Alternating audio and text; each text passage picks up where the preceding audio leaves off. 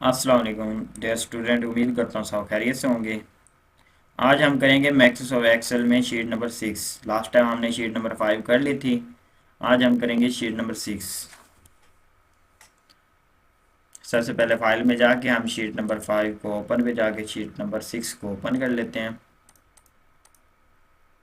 Sheet number 6 और open.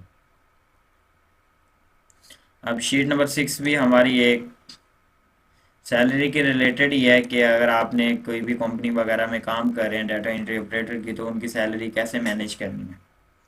तो उस चीज़ के मुतालिक सबसे पहले आपने इस तरह शीट क्रिएट कर लेनी है। किस तरह क्रिएट करनी है, ये सारी सेटिंग मैंने आपको लेक्चर नंबर 1 में बता दी है।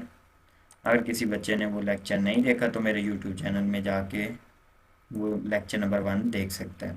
उसमें कंप्लीट डिटेल बताइए कि ये प्रॉपर लाइनें कैसे शो करनी है, हेडिंग कैसे देनी है, और उसके बाद ये एक ही पेज पे प्रिंट आउट कैसे सेट करना है। सारी ही डिटेल मैंने बता दी।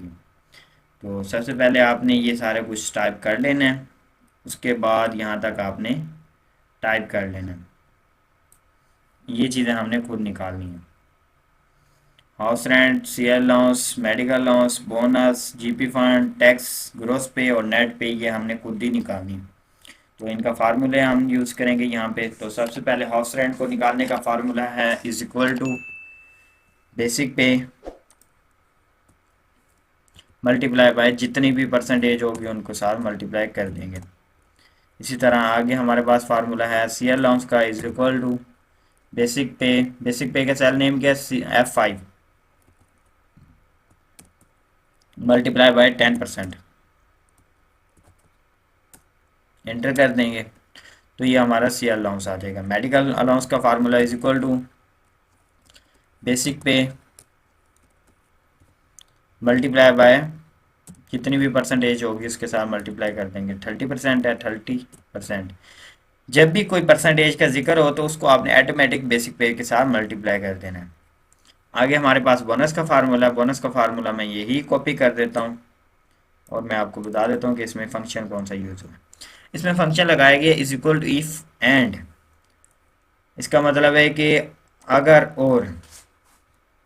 और यहाँ पे आ गया तो इसका मतलब ये दो कंडीशनें अंदर लगी हुई हैं और हमने इनको परसेंटेज के हिसाब से बोनस देना है। तो यहाँ पे लगाने condition is equal to if और। सबसे पहले है हमारे पास C5। C5 होती क्या चीज़ है, C5 हमारा है डेजिनेशन। अगर designation is equal to sale man है तो यहाँ पे टॉप बोनस देंगे, या फिर E5। E5 क्या चीज़ है, डिपार्टमेंट नेम। E5 ये हमारे पास डिपार्टमेंट नेम है।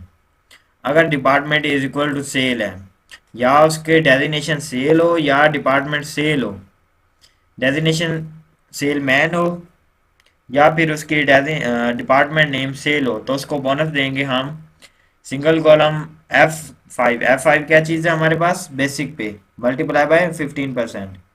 यानी कि अगर वो से डिपार्टमेंट नेम सेल है या फिर उसकी डेजिनेशन सेल मैन है तो उसको हम 15% बोनस देंगे। उसके बाद दोबारा एक और कंडीशन लगा रहे हैं। ये हमने यहाँ पे और का जिक्र किया तो इसका मतलब है एक और भी कंडीशन है।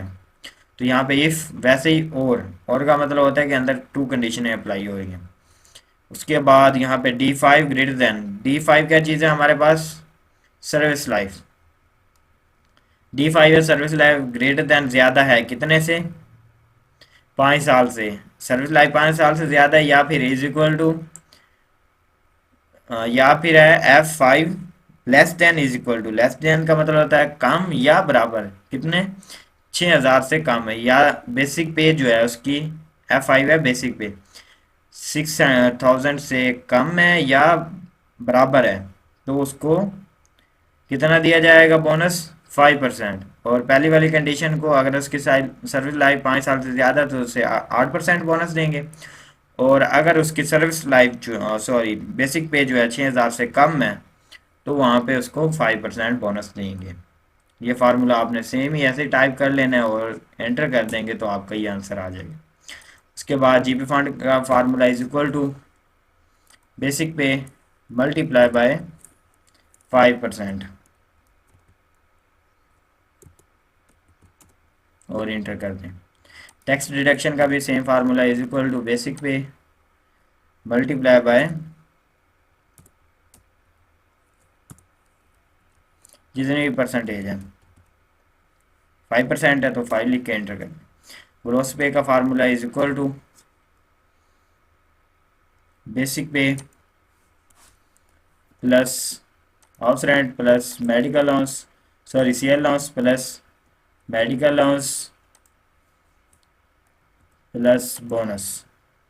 इन सारों को इकट्ठा करेंगे तो हमारा ये बेसिक पे आ जाएगा। और नेट पे का formula is equal to basic pay gross pay sorry minus tax deduction minus GP fund. Enter करेंगे तो ये हमारे नेट पे आ जाएगी।